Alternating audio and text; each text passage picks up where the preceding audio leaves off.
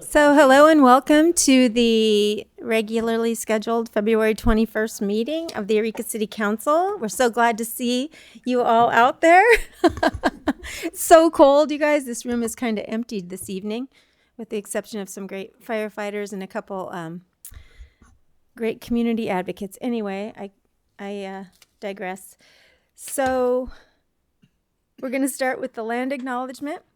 The land that Eureka rests on is known in the Wiyot land as Jirojiji. Past actions by local, state, and federal governments remove the Wiyot and other indigenous peoples from the land and threaten to destroy their cultural practices. The city of Eureka acknowledged the Wiyot community, their elders, both past and present, as well as future generations. This acknowledgement demonstrates the city's commitment to dismantle the ongoing legacies of settler colonialism. With that, we'll have the Pledge of Allegiance for all who care to join. I pledge allegiance to the flag of the United States of America and to the republic for which it stands, one nation, under God, indivisible, with liberty and justice for all. Great. If we could have a roll call, please. Councilmember Castellano, Here. Councilmember Moulton, I'm here. Councilmember Fernandez, Here. Councilmember Bauer, Here. and Mayor Burgell. Here. Councilmember Contreras-Deloche is absent. Okay. So for this evening, I just have a couple of things to report in mayor's announcements. So there is the flyer that you can't see, but it's posted on Facebook. So I'm super excited to announce that the Mayor Initiative on mental health is beginning. We're having our very first town hall, Mental Health 101, happening March 4th right here in council chambers. Everybody is welcome.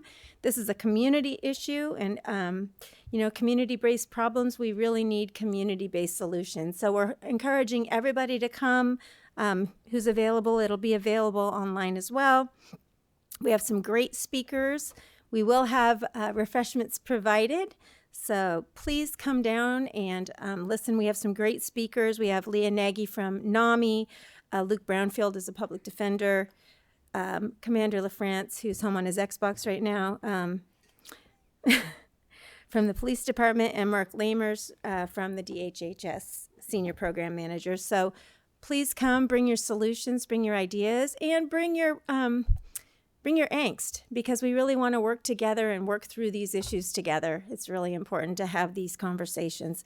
So again, that's happening March 4th, right here at Council Chambers, 2 to 4:30. And we look forward to seeing you. And then as far as reporting out for all the things that I did, you can look at my Facebook page, because there was a lot that happened. I'll just name a couple briefly, but I got to go to the Boys and Girls Club honoring champions, and it was all about the kids. It was a great event. Rex Bone was the auctioneer. He kept it clean, which was awesome. We appreciate that, Rex. And let's see. And I went to a lot of things. If you want to know, you can call me or look at my Facebook. So with that, we're going to move forward to the public comment period. Is there anyone from the public who would like to comment at this time? Actually, let me read this, Holly, on the way while you're on your way up. This is the time for members of the public who wish to be heard on matters that do not appear on the agenda. City Council policy is to limit each speaker to 3 minutes. Such time allotment or proportion thereof shall not be transferred to other speakers. The public will be allowed to speak concurrently with the calling of an agenda item following the staff presentation of that item.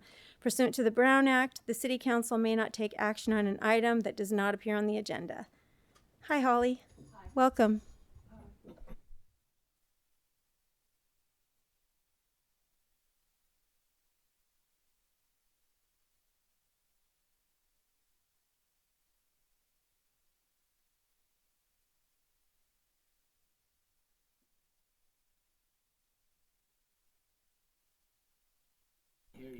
Okay.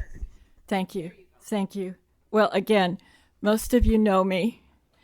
A week ago, Kim, I'm thrilled to hear about the mental health thing. It's just the people I would have included, but then I know you know what you're doing. For the past 20 years, I've spent trying to save my AOD, bipolar, jailbird, you name it, daughter. I've made a real nuisance of myself every place that I can get to. I'm so glad we're working together to do this, because right now, unless she was released at 5 o'clock, she's in Sheriff Hansel's hostel. I hope she's there. I couldn't find out. I spent most of the afternoon in the courthouse because I thought she was going to have a trial this afternoon. We got some bad information. There's a lot of I guess I'm going to leave it at something somebody said in one of the family advisory board meetings over in the mental health building, the one in the Harley-Davidson parking lot. When she said it, I applauded, and she said I was being sarcastic. And I said, no, you're being realistic. My daughter has earned the right to die on the street. And everyone except her dad, me, her children, all of us, except for her dad, agree that she needs to be locked up and forcibly medicated. And with that, I'm going to go change my diaper. Thank you, Holly. Is there anybody else that would like to comment that's in the chambers? Seeing none, we'll move it over to Zoom. Is there anyone on Zoom who would like to comment? Has a comment? Wow. Seeing none, we'll bring it back to our public hearings. Public hearings are scheduled for a time certain. Oh, never mind. Application for the Competitive Permanent Local Housing Allocation Program. Project Manager Raymond. Hi, good evening. Can you guys hear me? Yeah. Is that a yes? Yes. Yes. Right. Good evening, Madam Mayor and City Council. My name is Kristen Raymond. I am the Housing Project Manager for the City of Eureka. Tonight, I am bringing before you a public hearing for the Competitive Permanent Housing Allocation from Housing and Community Development, also known as HCD. The city has applied for our own PLHA activities through HCD that was presented before City Council at the end of 2021. But we have been asked by DANCO to collaborate on their application for the competitive PLHA. Private developers are able to package applications, but must go through their local jurisdictions for the application submittal and public hearing process. I'll be starting our presentation covering the program background and eligible activities, and then I will pass it to Chris Westlake, who is DANCO's consultant, and Chris will share with you about the project. After his presentation, we'll be asking you to accept the staff recommendation to adopt a resolution authorizing the submittal of an application. Thank you. And I'm going to share the screen if that's okay. Yes.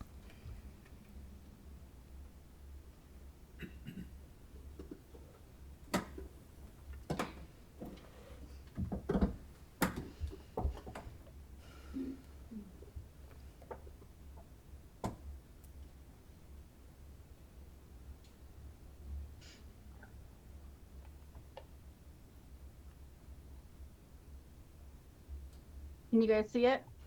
Yes. Looks good. HCD releases a NOFA for the Competitive Permanent Local Housing Allocation Program for non-entitlement local government competitors on 10/14 of 2022. The NOFA provides grants to non-entitlement local governments in California to assist persons experiencing or at risk of homelessness and investments that increase the supply of housing to households with an income of 60% or less of median income. Eligible activities: pre-development, development, acquisition, rehabilitation, and preservation of multifamily, residential, live-work, rental housing, affordable rentals, and homeownership. ADUs, matching portion of funds available through the low and moderate income housing asset fund and local or regional housing trust fund. Assistance to persons who are experiencing or at risk of homelessness. Accessibility modifications. Home ownership opportunities, to name a few. There are others as well. Danco Community Seniors Affordable Housing Project, and their consultant is Chris Westlake, and his contact information is here on the screen. And I'm going to pass it over to Chris at this point so that he can give you a little more brief on the project that they are applying for, or applying funding for. Good evening, Madam Mayor. Can you hear me? Yes. Thank you. My name is Chris Westlake. I'm a consultant for Danco Communities, former deputy director of HCD. And the project we're talking about is the Myrtle Avenue Senior Apartments. This project is under construction, but due to budget cost overruns on materials and interest rates, the project has increased over $2.8 million. We are also, the tax credit pricing was affected before we closed on it. When we did the tax credit applications, which caused another several $100,000 delay. The project still is on time for completion for construction by the end of July of this year, and we anticipate being leased up fully during the month of August. We contacted the city staff to see if there was a way we could help bridge some of this gap on the project in late November, just before the applications, so we could get it submitted in time for this round of CPLHA. There's only 9 projects that were submitted statewide, and one of the requirements is to have this resolution before they make any decisions, which hopefully will be in April here. If any of the council members has any questions on the project, I can, or the program, let me know. This is the 3rd round of funding for this program through HCD. Great. Thank you. Any questions from council? Councilmember Castellano? Thank you, and thanks to the presenters for being here tonight. I was just curious, and so just to, I'm pretty sure I'm clear on this, but it wasn't totally clear in the presentation. This has already been submitted, and so we're just kind of formally authorizing it through the city council. That is correct. Okay. And so was there any consideration to applying for not only the funds needed for the Danco project, but also additional funds for like a local or regional housing trust fund or any of that endeavor? Or was it only possible to apply for only one type of funding? HCD only allows one project under the CPLHA application. So you could have done a program or a project. Gotcha. Oh, I see. Go for it, Kristen. Go ahead, Kristen. I'm sorry. So there's 2 different sets of funding that you can apply for PLHA. The city did apply for PLHA funds that we have on our own for our own projects. This was a competitive cycle, and we weren't planning on going after competitive funds. So that's when Danco had decided that they would like to, and then collaborated with the city. Thank you for that clarification. I think I was getting 2 different things crossed. Okay, I think that's all of my questions then. Thank you.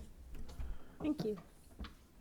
If I could just clarify something that Kristen was, project manager Raymond was saying, that the funding that we did receive, it wasn't for the housing trust. It was the funding that we put aside for the ADU loan program. And that's where the PLHA non-competitive funding that we have is set aside for. And we're still working with staff on that program so that we can get that up and running. Councilmember Fernandez? Thank you. And so I think, as it's already been hinted at, this is a program that's already been approved, or a project that's already been approved and moving forward. I don't know if it's been approved by HCD. Mr. Wesley, can you? I think it's been submitted, but I don't think they made a determination yet. That's correct. HCD has not made their determination. It's hopefully going to be announced in early April. Okay. And so some of the questions I have then are around the logistics of permanent supportive housing. And so what kinds of support and how is the support administered? Who oversees that? So this project is very similar to the other projects that we've done with Danco. They are going to be the operators of this facility. It was So a landlord in some sense? yes, Okay. the property managers, I would call them. Oh, okay. And so, yeah, my questions then are what kind of support would going to be offered in this housing for folks?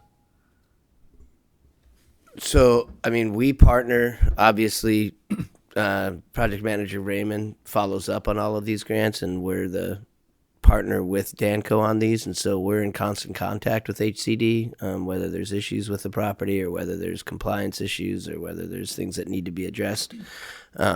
Our staff works with Danco in order to address them. We also provide services where needed. If there's issues with tenants or something like that need support, we'll send Uplift, our social services crew, to provide services where applicable. It hasn't really come up in any of the projects, whether it's the Bayview or the lodge. We haven't had issues like that, but if they were to arise, we would partner with them to help them. Okay. And this Yeah. project is. Excuse me. Yeah, I was just going to point out this project's not a permanent supportive housing project, though. It's a senior project. There will be supportive services there, but not for permanent supportive housing.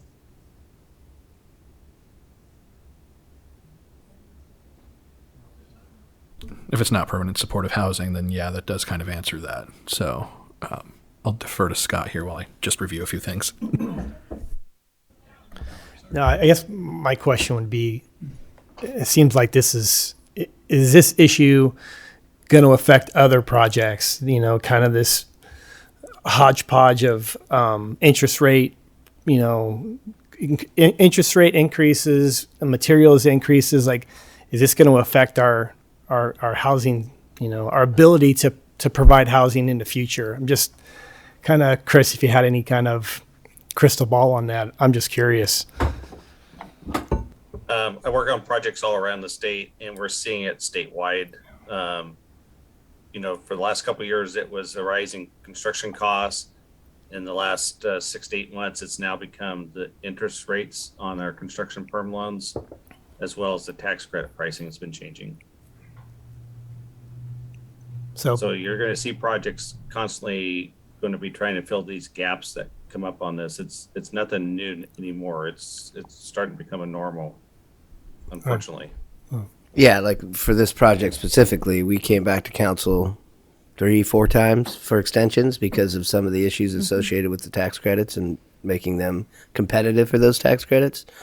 I think we're saying a similar, not necessarily the same, but similar with the Link project, and putting that development together so that it's most competitive with all the different funding sources that are out there. So I don't, at least since the 3 or 4 years that we've been under contract with Danco, this is not anything new.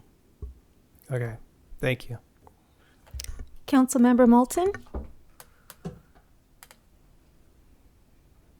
Thank you.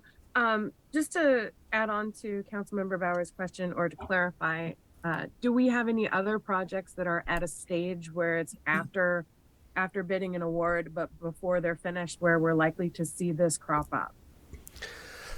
So not directly like this. No, we don't right now, because those are in the earlier stages and they haven't even gotten to the point of getting funding. The only other project I can think of that's not really similar to this, but is the trailer, Betty's project on Hillthicker, where we went out to an RFP. we're having discussions with the consultant that was awarded for that, and we're working through those issues. We're hoping that it's not going to be an issue, but it's not similar to this because it's not a grant funded.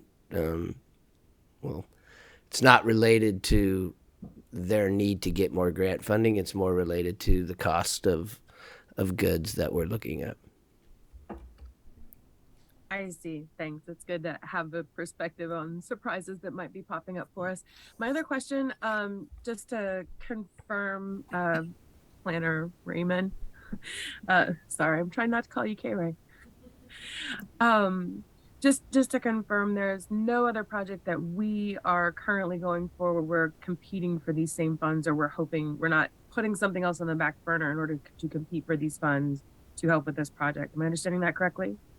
Correct. We didn't plan on going after any competitive funds, just because we were allocated funds through PLHA.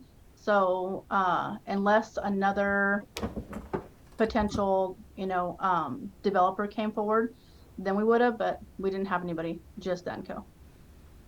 Okay, thank you. That's all my questions. Great. Anyone else? Councilmember Fernandez? Yeah, I just wanted to review my questions before I moved any further, and they seem to still go with the flow of this particular project. So for these particular units, how long, because I doubt it's into perpetuity, that they stay low income? So I believe, and Chris could probably answer this better, but I believe it's at least 33 years that they need to have this. 55 years. 55 years. Okay. Yeah. So this, if the city was awarded these funds, it would go into the project as a residual receipts loan. And so you'd have a regulatory agreement, you'd have a note, a deed of trust. There's also approximately $140,000 of the funds that are available for the city for administration costs if they're awarded on this. And so for this particular, sorry, go ahead. Sorry. This project originally was a part of the city funds, and it currently already had the 55-year regulations on there, and so it's not going to change that. Okay. And so for this particular project, at what age are we considering someone to be a senior?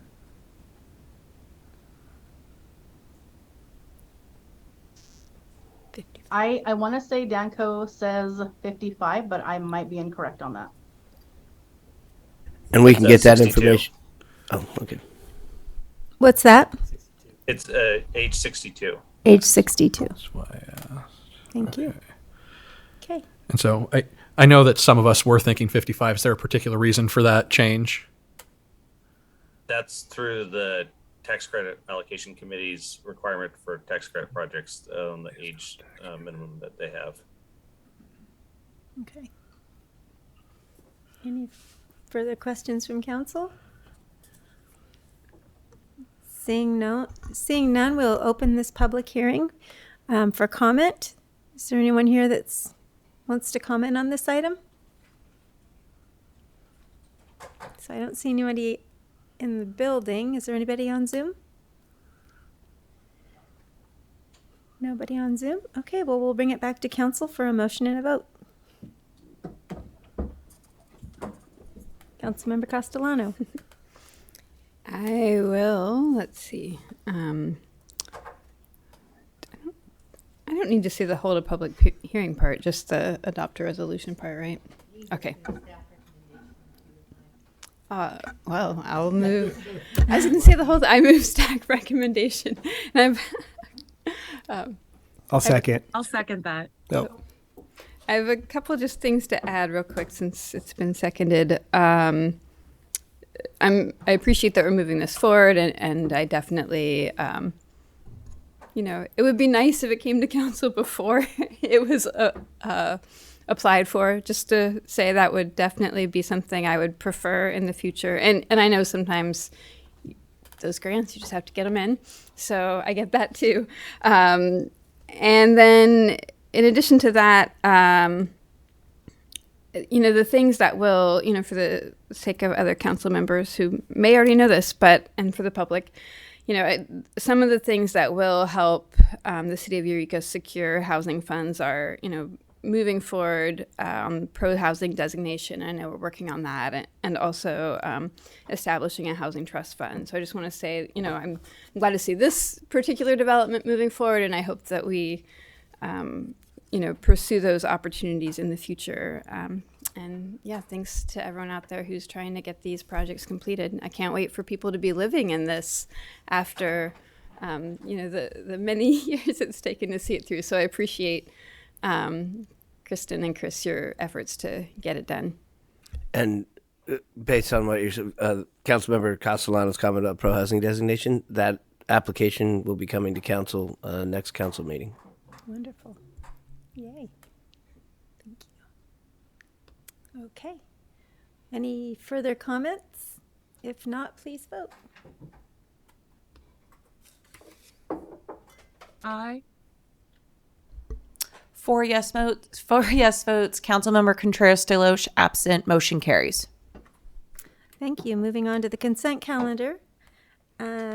All matters listed under this category are considered to be routine by the City Council and will be enacted by one motion. Pursuant to City Council Resolution 2011-22, if a member of the public would like an item on the consent calendar pulled and discussed separately, the request shall be made to a council member prior to the meeting. Unless a specific request is made by a council member, the consent calendar will not be read. There will be no separate discussion of these items. So F1 has been pulled for discussion. Does anyone else have anything? Okay. So can we get a motion to approve the balance? I'll move to approve. I'll second. Great. Please vote. Aye. 4 yes votes. Councilmember Contreras Deloche absent. Motion carries. Thank you. So COVID-19 state of local emergency.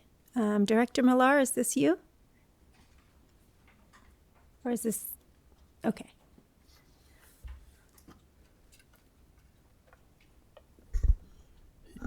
Good evening. So I don't have a presentation. I just want to talk about water shutoffs. So during the COVID period, we stopped doing water shutoffs, and now with this going away, we're gonna come back to shutoffs.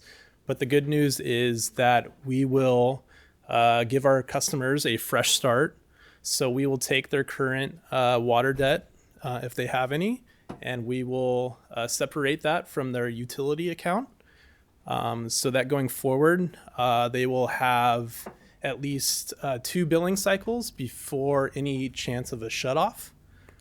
They will actually have 2 bills to pay going forward if they do have any debt, and we will work with customers to the best of our ability to keep people's water on. So we still have a couple programs. Right now we have the participatory budget funded program that's $15,000 for utility assistance. And then we still have a CDBG COVID utility assistance program.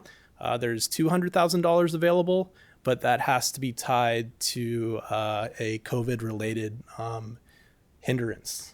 So that might be a little bit harder than the participatory budget program. So I encourage anyone out there to reach out to finance to get more information. Could you just give us a brief overview on what that would look like applying for the COVID or applying for?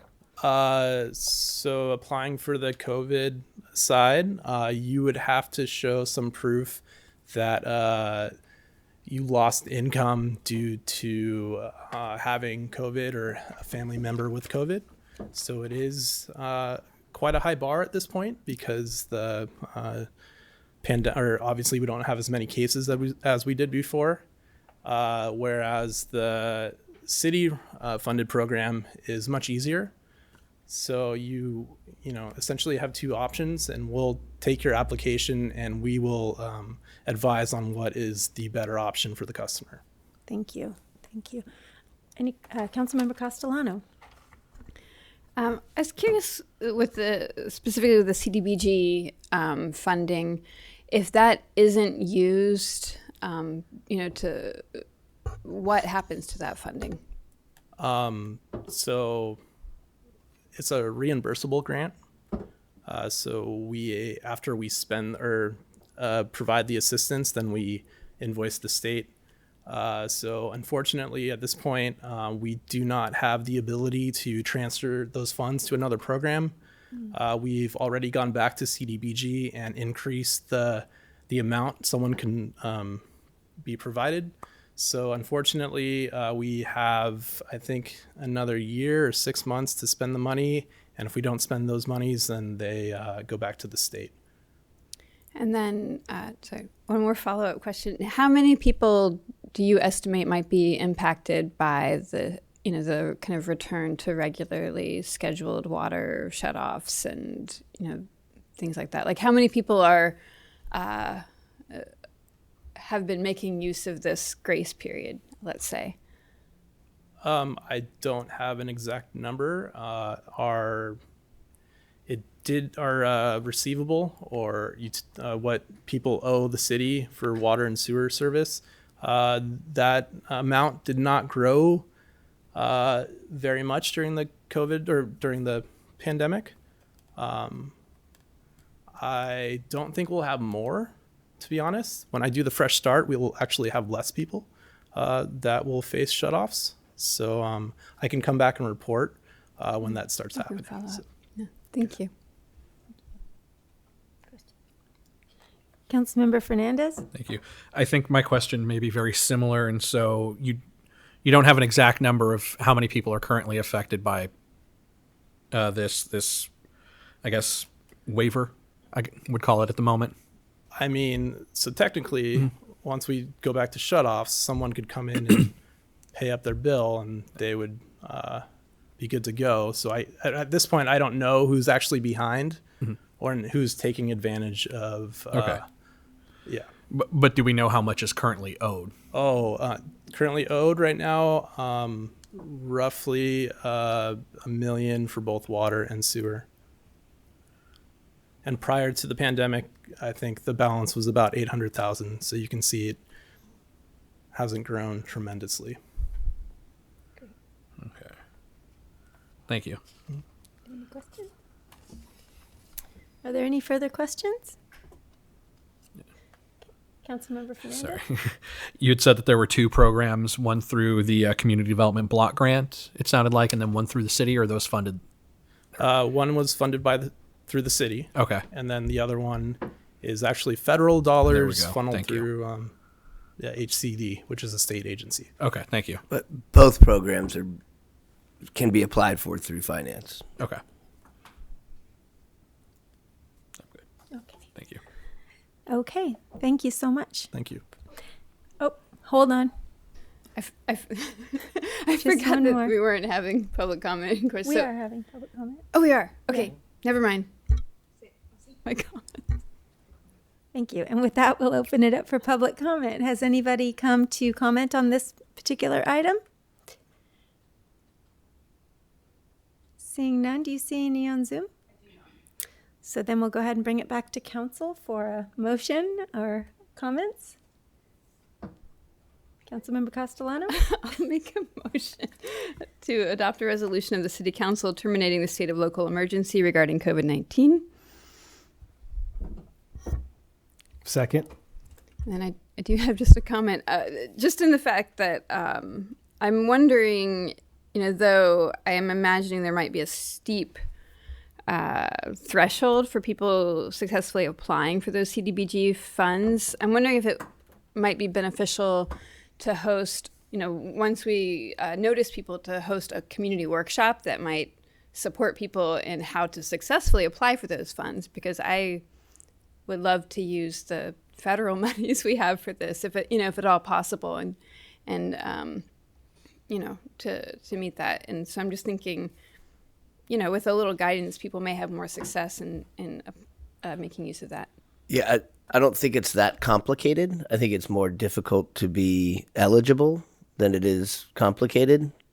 We had discussions about potentially doing, press release, social media, all of those things to get the information out there, and definitely have a number to call for people so that they can get information related to that. It's really not complicated. it's maybe difficult because if this happened and they had COVID a year ago, demonstrating that they had a financial impact of that could be difficult. So I think it's more being eligible than it is actually figuring out what it takes to be the process it takes to get an application in. So we'll likely, I mean, we could do a workshop if that's what council is interested in, but I think that it would likely be just as successful to get the information out there for people to call so that they'd have a contact information on what makes them eligible for it.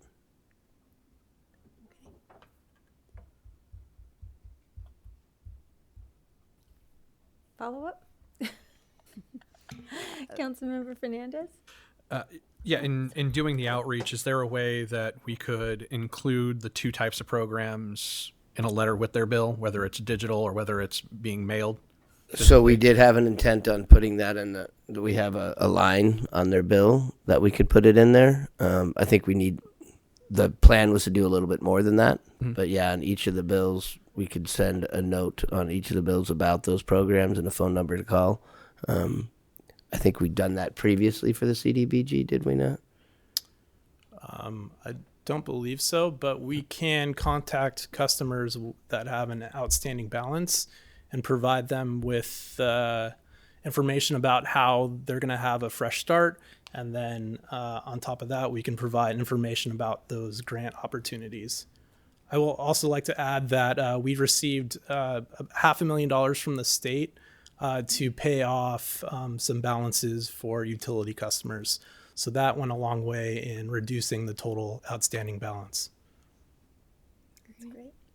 And that would be the balance that we're currently at now, which is approximately $1 million. Correct. Okay. And for this, the community development block grant, I'm assuming that those are program rules that set it, so it's you're assumedly as strict as it is, correct? Yeah, it's okay. Because they are federal funds, they're actually scrutinized at a higher level.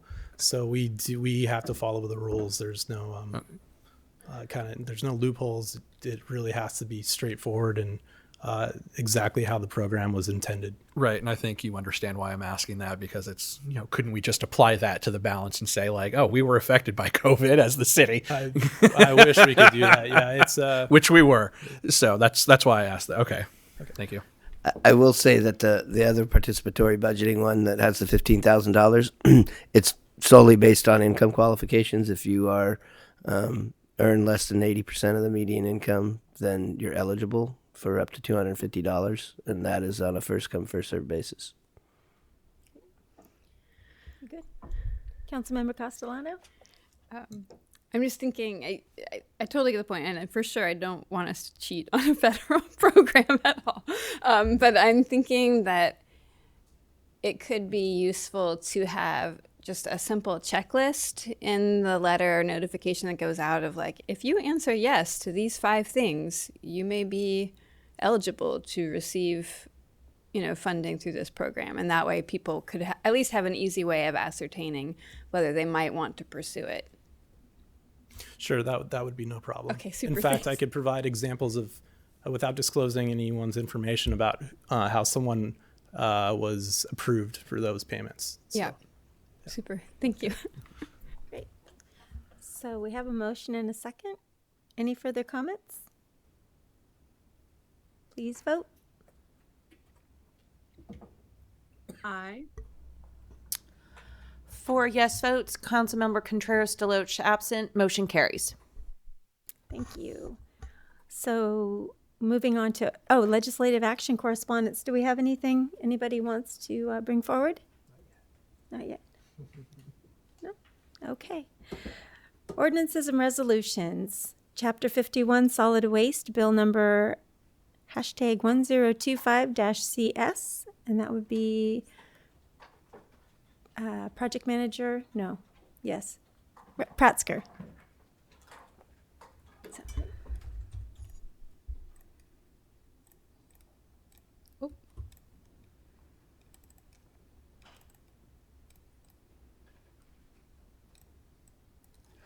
All right. Good evening, Mayor and Council. My name is Robin Prasker, Environmental Project Manager for the City of Eureka. And tonight we are bringing to you the second reading of the Chapter 51 Solid Waste Ordinance to repeal and replace. We brought to you the first reading on February 7th and had some good discussion and questions. And this is now the second reading with a recommendation to adopt. So I will hand it back to you. Thank you. Any questions from council? I can't see you, Councilmember Moulton. Do you have any questions? No questions, thank you. Thank you. Okay, seeing none, we'll bring it for public comment. Is anyone from the public here to comment on this item? How about on Zoom? No? Great. Seeing none, we'll bring it back to council for comments, a motion, and a vote.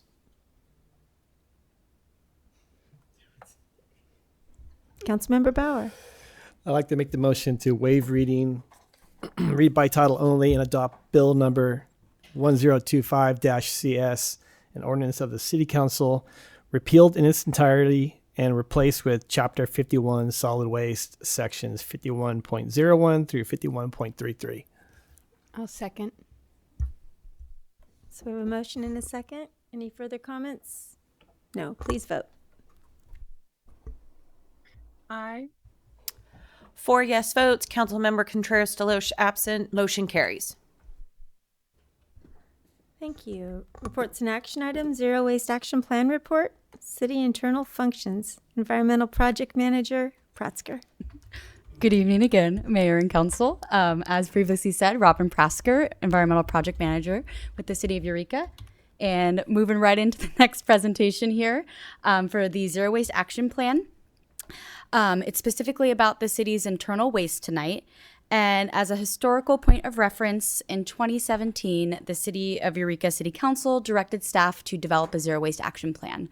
Since then, we've been bringing you reports on the progress. And tonight, we are bringing city internal functions with construction and schools already having been brought to you.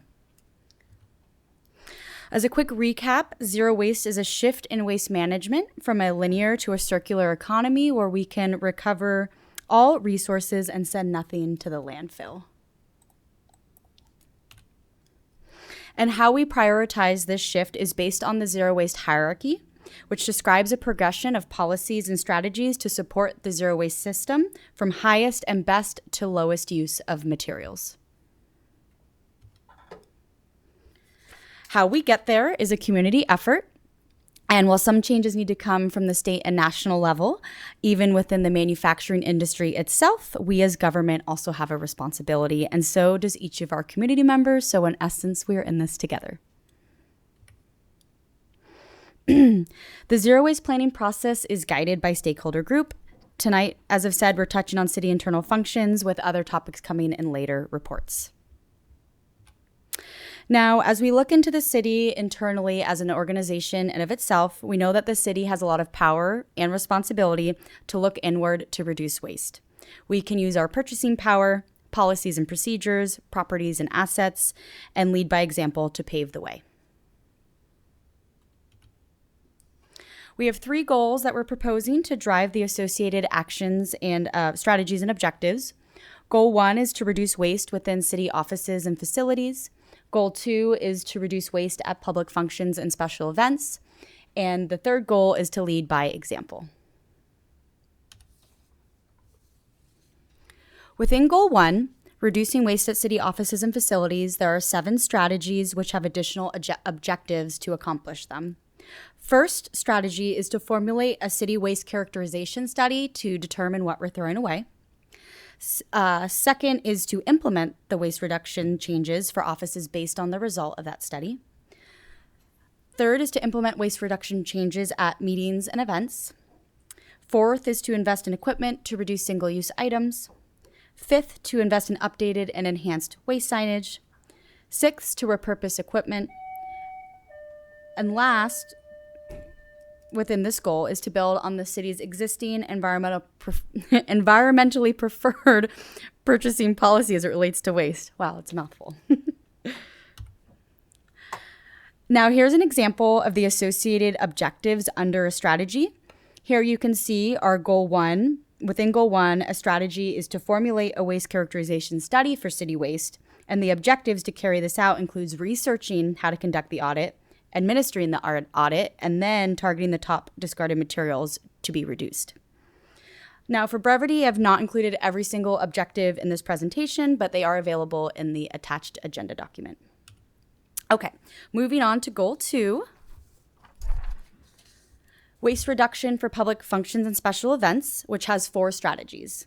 First, streamline event permit requirements as it relates to waste. Second, implement basic waste diversion practices for events. Third, create a long-term zero waste action plan. And lastly, implement the zero waste event plan. I do want to take a few minutes to give some kudos and examples about event waste reduction. It's a very public-facing way to demonstrate these strategies. So first, a shout out to Zero Waste Humboldt. They have been doing this kind of work for a long time, including showing up at events and doing the waste diversion work that's so needed. Pictured on the right in this slide is Zero Waste Humboldt doing that at the City of Arcata on the plaza. And this can include ensuring waste disposal bins are used properly. This is best accomplished with trained people at the bins, educating, and then also pulling items out if they were put in the wrong bin. We partnered with Zero Waste Humboldt at the Sarah Bareilles concert last year, and they provided this service. But waste reduction at events goes much more beyond that wonderful example. It really means pre-planning and putting the effort in ahead of time. It can be ditching disposables and using reusables like Brew at the Zoo does with their commemorative cups that folks get to take home afterwards. It means coordinating across partners with vendors, venue hosts, custodians, recycling services to volunteers. It can mean working directly with the food vendors beforehand to ensure that they're using compostable dishware, or even maybe making that a barrier to be a participant of the event. It means training and recruiting volunteers. And of course, it means a commitment to achieving all the legwork to make that possible, meaning spending time on the planning, the implementation, and investing on how we want to see our community events be an example of our zero waste goals. Okay. Last goal is leading by example. This means the city as an organization makes the same changes or even goes above and beyond what we're asking of our community. The first strategy is to invest in city staff education and training. This means setting expectations of waste reduction as a duty of a city employee and investing in specific staff who can be leaders. The second strategy is seeking department and community collaborations. This could mean working internally to set standards and coordination across departments, or even working with community groups to provide funding through grant programs. And lastly, to sustain and promote best practices, the true effort of leading by example, which means folding in zero waste goals into other city planning documents or asking public officials to role model zero waste behaviors in public meetings or events. And then last but not least, we will be working on the community section next, which is businesses, residences, and everyone in between. And once we complete that section, we'll come back for a report and then put it all together in a first draft. So we're definitely veering towards the finish line in all of this work. So with that, I thank you, and staff is available for questions. Thank you so much. Do we have any questions? Councilmember Bauer. Thanks for the presentation, Project Manager Prasker. I had a question about what the state's doing. I mean, this is great work, and I love that communities have to do this kind of stuff, thinking about how we deal with our waste. But this comes up in my household. My kids are like, what's the point? Because I'll find a plastic cup in my trash can. Like, it doesn't go anywhere, right? It just goes to a landfill. So, or what can we do, or what can the state do to take this material and reuse it? I know for a time we were collecting glass and incorporating it into asphalt, products. But is the state thinking about our waste? We're gonna be 100%. Our community is gonna probably do better than most as far as recycling goes. But I just worry about, or not worry, but I'm frustrated by what are we doing with this stuff? Because we know a lot of it's not going to be recycled into other products. So do you know what's happened at the state level? It's a good question.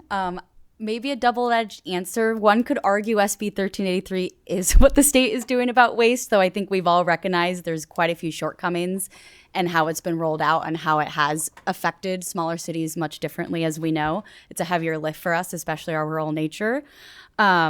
So I think the state could do more, and I think we could do more to maybe speak up and communicate that. And then I would just remind us that the zero waste hierarchy prioritizes reduction in the first place. So recycling programs need help, absolutely. Where the materials go needs help, but I think we want to look internally to prevent that waste from happening. But I don't think that means we're on our own. I think there's great examples locally and nationally of creative ways that we can make those changes, though of course it's always on our mind of not creating more of a burden on ourselves as well. So I think it's a balance. No, thank you. I think of communities recycling and having a manufacturing facility, like producing our own, park benches out of recycled plastic or something. There's so many opportunities for economic development to be associated with this that I wish there was funding or something for us to make that possible. But maybe that's something we'll explore in the future, Thanks. Yeah, and I just want to respond that with the next section being community, which includes businesses, I think there's an opportunity to do some legwork in the planning process to identify how we can make something like that happen. Fire and Light was a great example of that local circular economy, and I know we recently lost them, but I think that's an example that it's possible.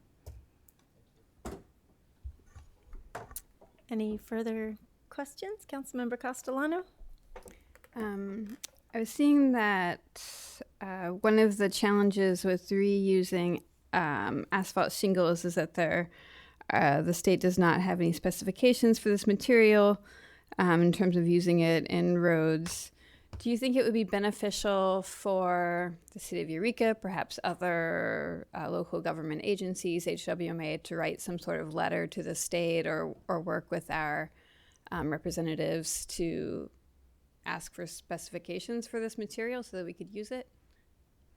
Yeah, I think that's definitely the intent of including an action item about that, is to create those motions to try to get standards.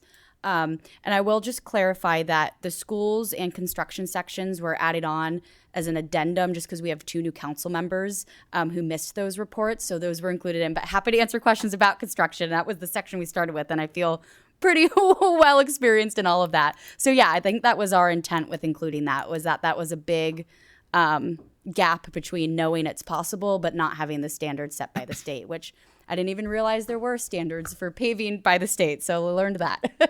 And we haven't written that letter yet, correct? Okay. No, that would fall technically under implementation of the plan, though staff is always open to suggestions or desires to roll this process out differently, or if there's things that feel more time sensitive that we'd like to address. So it's a fluid process. Thanks. Thank you. Okay, thank you. So we'll just open it up for public comment. Seeing none, we'll bring it back to council. It's just a report. Do you need any action at all from us? In this Just moment? informational to get feedback. Right. Yeah. Thank you. Still have down here. Oh, Councilmember Castellano. I've got some thoughts. That's what I'm here for, maybe.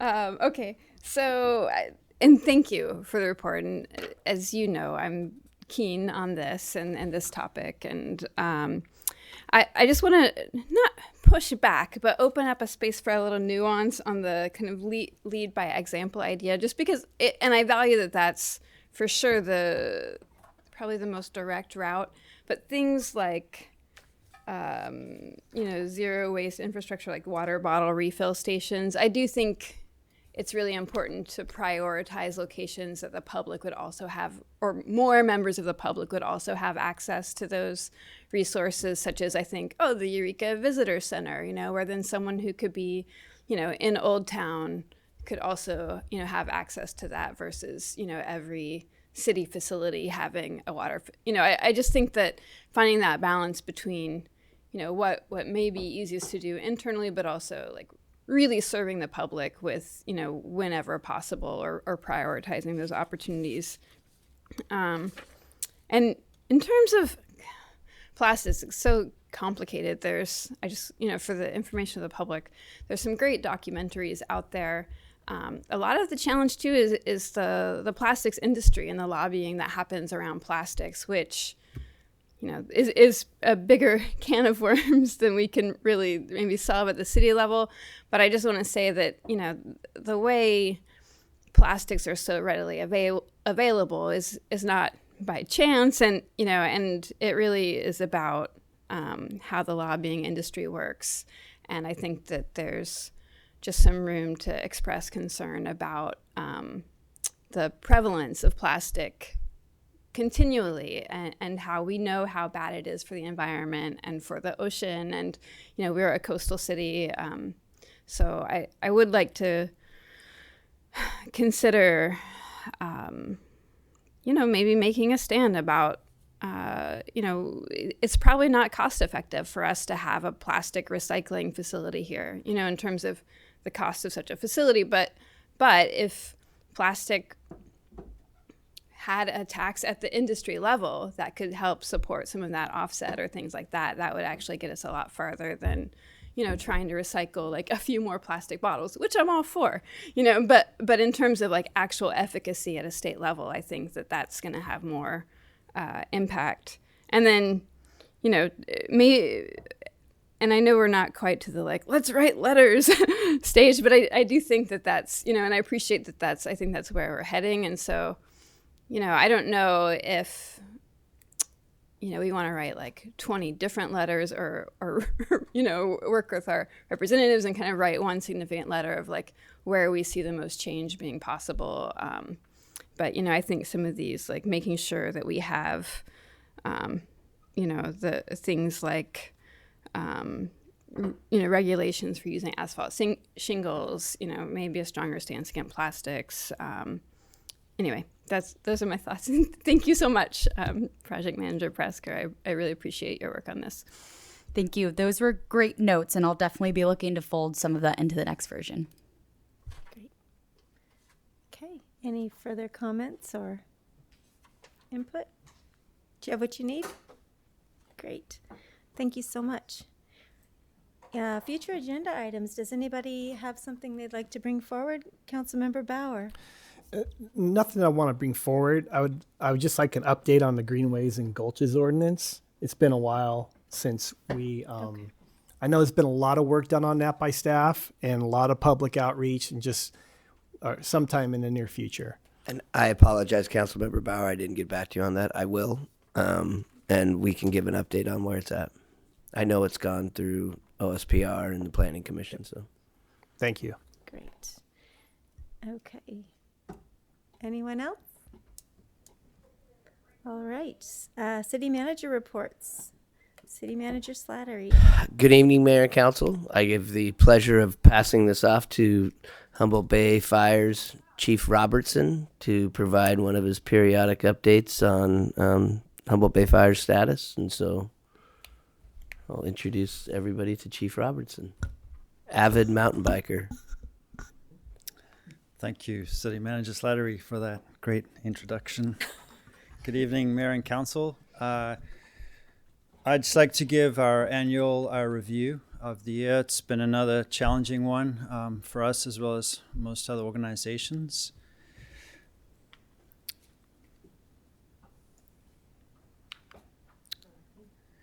Yeah, just got to press the right button. So for 2022, we did have a pretty substantial increase in call volume, a total of 7,901, which is the highest we've had as a joint powers authority in that 7-8 year period. Our call volume breakout is about consistent with what it's been in the last few years, and I'll speak a bit more to that in the following slides. Just as a reminder, we comply with the National Fire Incident Reporting System, and the national database is kept in Maryland at the United States Fire Administration, where they collect all the data for the entire country to develop trends and really determine their strategy and action plans for the fire service in general. But there's 6 essential categories that you can see there: fires, rescue, and emergency medical services, hazardous conditions, service calls, good intent calls, and special calls. We do go on quite a few service and good intent calls. Service calls is a lot of the lift assists, the calls for smoke alarms, carbon monoxide detectors. And then good intent calls is when we get dispatched for something and it's often not what it is reported as, or we get canceled by dispatch to the reporting party or another agency such as law enforcement or the ambulance. So within that, fires for us are around there. They're generally 3 to 5% in our history, which is a pretty high amount compared to the rest of the state. But you can see through the year we've had a significant number of structure fires as well as other types of fires. Not as many vegetation fires this past year. That's definitely been a change.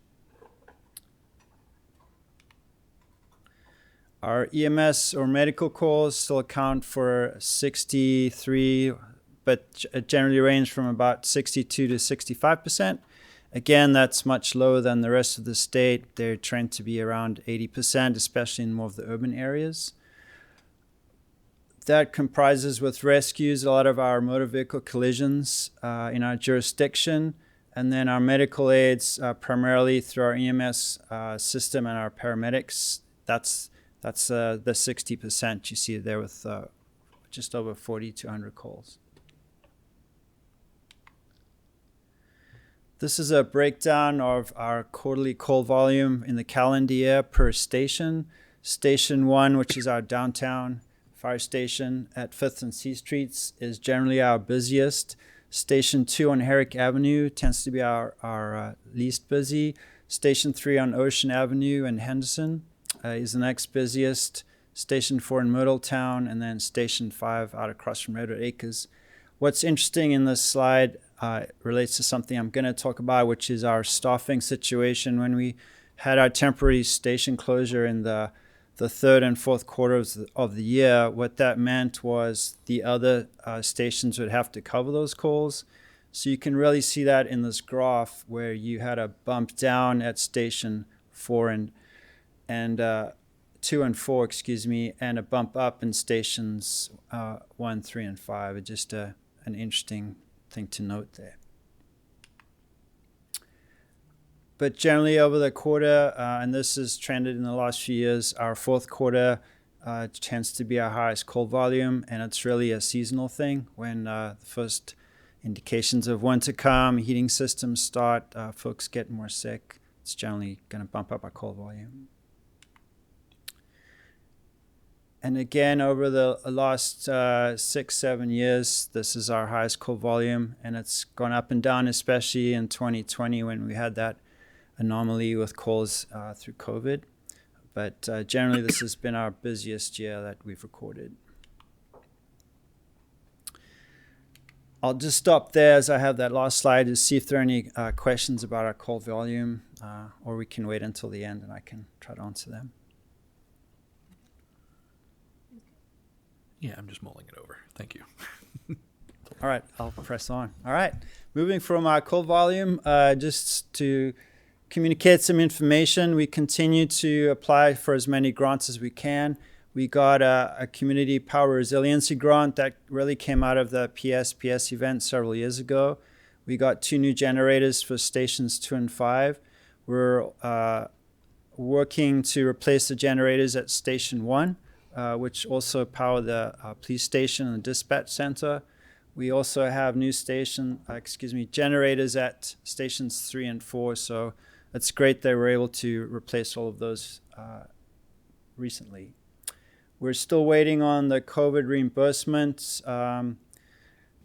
It's been a very lengthy process, as many of us know, but we're getting closer to getting reimbursement for a lot of our extra labor and efforts through the COVID period.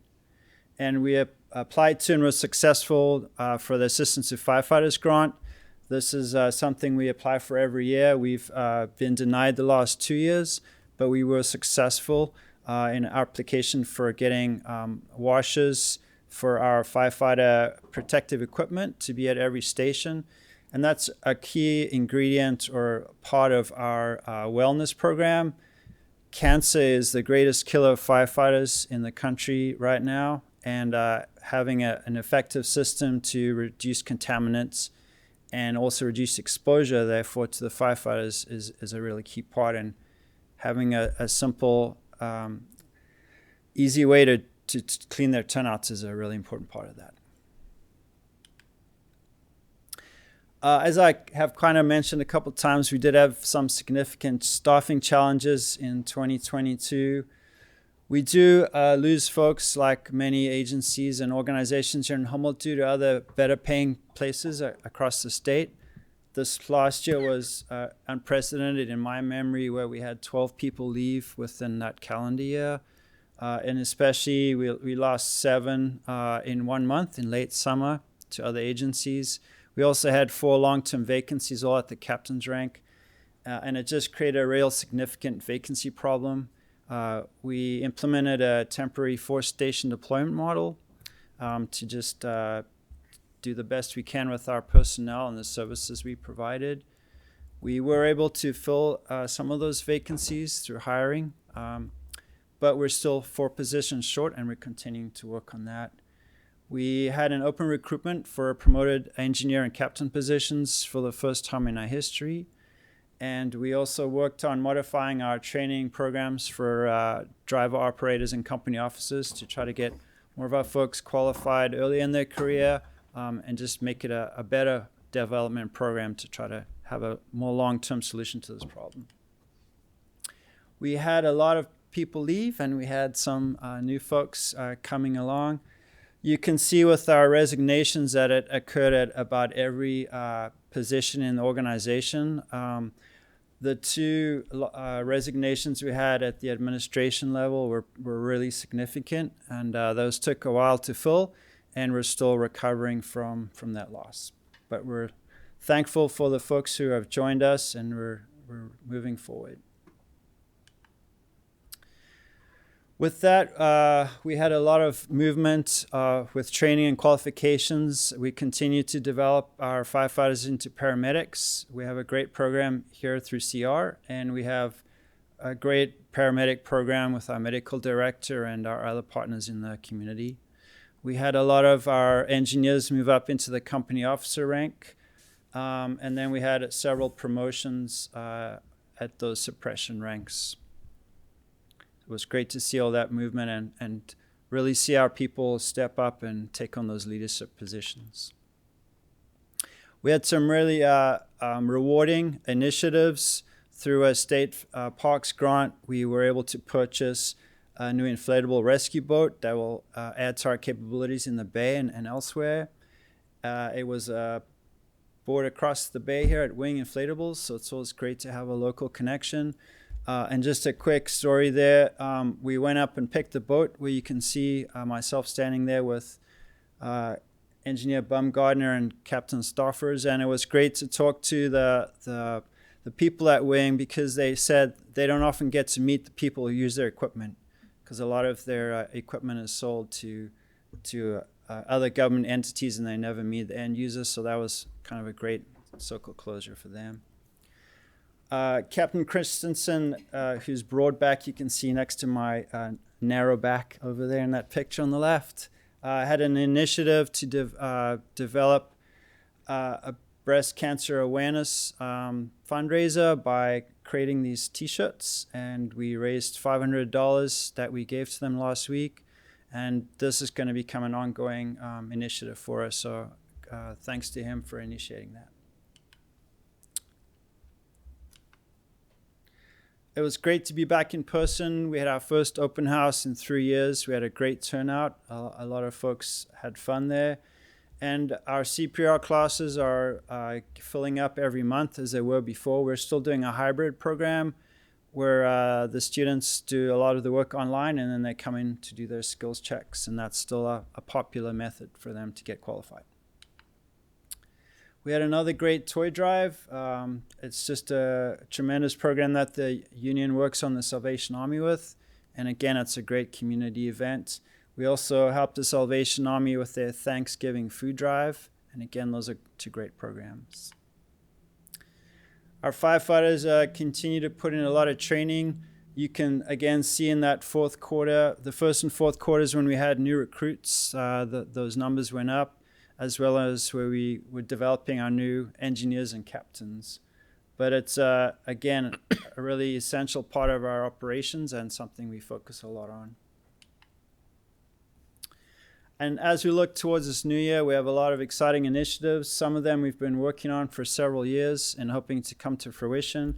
Our junior and cadet firefighter programs are key parts of dealing with our staffing situation, as well as developing our local folks and telling them what a great career firefighting is. We're looking forward to having qualified boat operators to operate our cool new IRB, inflatable rescue boat. We will be conducting firefighter recruitment in the next couple of months. Our open test ends next week. And then again, working with City Manager Slattery, we're excited for station remodels at all the city facilities, stations 1, 3, and 4, as well as our new apparatus that we're hoping to get by the end of the year. There's some production delays, but we're hoping to see those by December. And that'd be a new tiller truck and engine. And that concludes my presentation, and I'm happy to answer any questions. Thank you so much. Do we have any questions for Chief Robertson? Councilmember Bauer? Thank you for the presentation, Chief Robertson. On the 4-station model that we were running, what do you think? Do we have any data on response time? Like, how much of a change did we have based off of that model? I haven't done an analysis of that, but I do know that where we did have to cover the adjoining jurisdiction, it would be around a 1 to 2 minute additional response. And that was assuming we're at the end of that jurisdiction. And when we would have units moving, we would move them again to maintain that coverage. It's something that happens more frequently with the 4-station model, where we cover the classroom at 3030 L Street and at Station 1, because those are central positions for us to be able to maintain what our goal is a 7-minute response time anywhere within our jurisdiction. All right. Well, thank you. And thanks for all your work, too. Appreciate it. Councilmember Fernandez? Yeah, and so what is our typical response time at the moment? It's generally around 6 to 7 minutes. So we're well within that window then. Yeah. If we have to slim down to that particular model, even temporarily, it can add just over that then. Yeah, it's, we have our 5 stations. They're strategically located. We have had a standards of response coverage study to verify that. Our call volume is going to continue to increase with all the tremendous development projects that are happening in the city and the county. So maintaining those orientations that are well vetted are going to stand the test of time, I believe. Well, thank you, because you answered my next question, which is, do you see that trend going up then of the increases? And you had touched on the fact that our rescue and EMS rate is lower than that of the state, correct? Yes. Is there any insight into that? Because I think you also had stated that the fire calls were a bit higher than the state average. Yeah, I think it's just our particular demographic and construction features. We have a lot of older houses and residences and commercial buildings, whereas a lot of developments and communities in the Bay Area, for example, you have a lot of newer construction. They are required to have sprinklers. There's much more fireproofing. So generally speaking, that would account for some of the differences. Okay. So they have a much lower percentage of fires just because of that. Okay. And yeah, can you tell me a bit more about the modified training programs that you're offering too? Yeah, so we have developmental training programs for our internal firefighters to become engineers and engineers to become captains. So those are through a graduated program called a task book. So you have a set of tasks to complete. Generally speaking, the engineer and captain level is a very competitive test, and our developmental programs are a preparation for that test. So in some ways, they become competitive themselves. So when we looked at how we didn't have enough people to fill those promoted positions, some of the feedback we got was those skills are difficult to develop, especially at the engineer rank. And so they become a bit of a barrier to folks wanting to do it. So they may wait longer to feel more comfortable before they move into that next position. So some of the modifications we made was to make that more of a developmental position. We didn't want to reduce the standard of those positions, but we wanted to make it somewhere where you didn't have to have a high level of knowledge coming into it. A specific example of that is what we call city geography or response geography. Our drivers have to know all of the addresses, know the best route to get there. They'll know where the nearest hydrants are. They'll know how they should change that route depending on a particular time of day. For example, if there's schools on that route. And so if you're learning how to operate a piece of equipment and you have to have already a really high knowledge of geography, it's going to take you a while to get there. So that we changed that to be more of a developmental model. So we restructured it so it's a driving test now as opposed to a recall test. And that was just one example of how we modified that. So in some ways, it's a bit like an apprenticeship then. Exactly. Okay. And we'd like to make it more of that developmental tool. They also both included state fire training classes, which are very difficult to get up here. And so we made it more of an in-house and made those requirements for the promoted positions. And so while we're still talking about training, how are we looking at things locally? I know one of the last slides was touching on, trying to get more of our homegrown community here than trying to resource from outside. So how's that moving forward? Well, that's a really interesting question because serendipitously enough, a bunch of the fire chiefs are meeting with CR next week to discuss developing their fire program. That's been in the works for at least a decade, if not longer. For those of you who may remember, we used to have the Humboldt Regional Occupational Program here that had a tremendous fire program. I attended that in 1996 as a 27-year-old person with a bunch of high school kids. That was really a great time. But it was a huge opportunity for local youth and people interested in the career to get that. When the Office of Education or the Education Code changed, that went away, and we've really felt that loss since then. CR has been making strides towards developing a firefighter training center here. The state requirements make that very difficult. They've been working with CAL FIRE in the last few years to have an academy because that's more of a proprietary training program, so it's easier to do. But we're getting closer and closer to creating a state certified program where we had an accredited academy where we can offer the training locally. Our folks don't have to travel to classes. They can do it all here. And we have a better cadre of instructors because all of those little things that I'm taking a long time to explain are part of the problem. And I think we see them in many other aspects of our rural community is if we have to meet this requirement because that's the industry standard, we have to travel or we have to pay more to get it, and it just makes everything more difficult. Thank you. Thank you. Any further questions for the chief?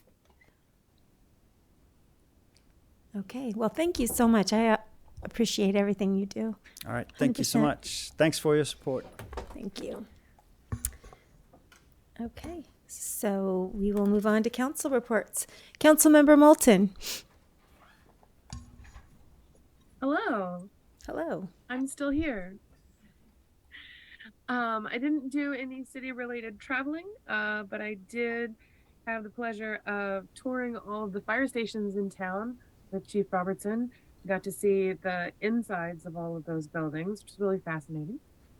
Got to learn who's the best cook at every station and where to get the best Mexican takeout in each neighborhood, which is apparently a big topic of conversation among firefighters.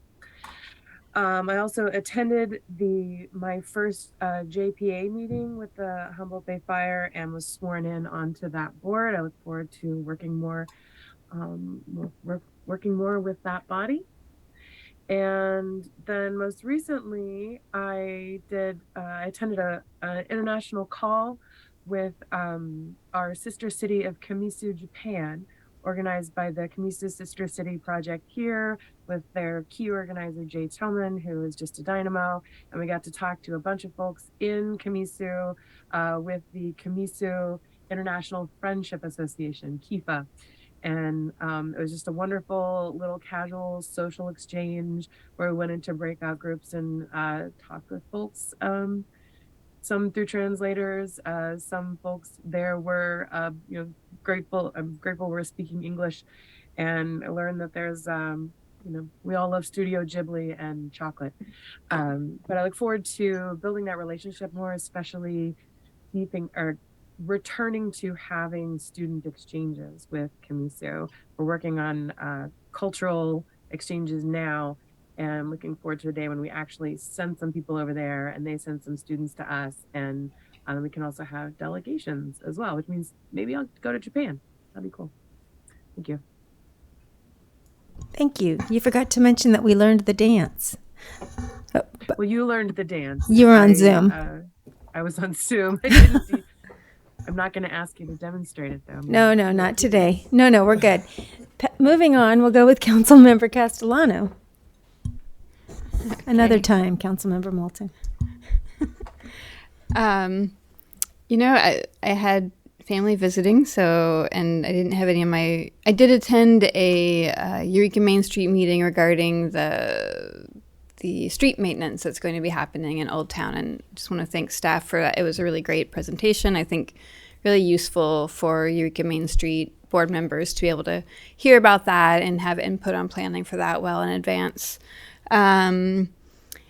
I have been, and this is just an ongoing issue of concern for me. I've been hearing from constituents and community members who are drag performers or in the drag community of ongoing targeting and harassment and threats to people in that community, threats to performers, people who call me and they're scared. And,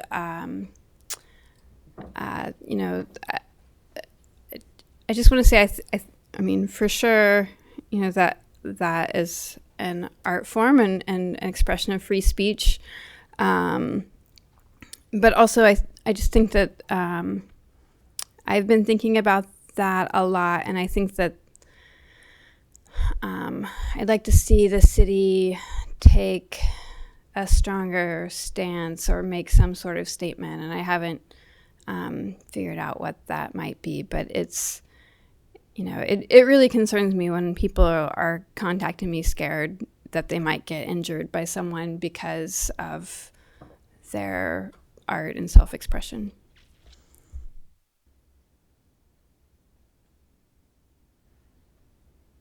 Thank you. Councilmember Fernandez. No city-related travel, but I did take a tour of our firehouses as well. And next time, I'm going to specifically ask that I get to take one of the poles down from the top floor. That wasn't offered this time, so I'm not sure if it's a specific ask that I have to make.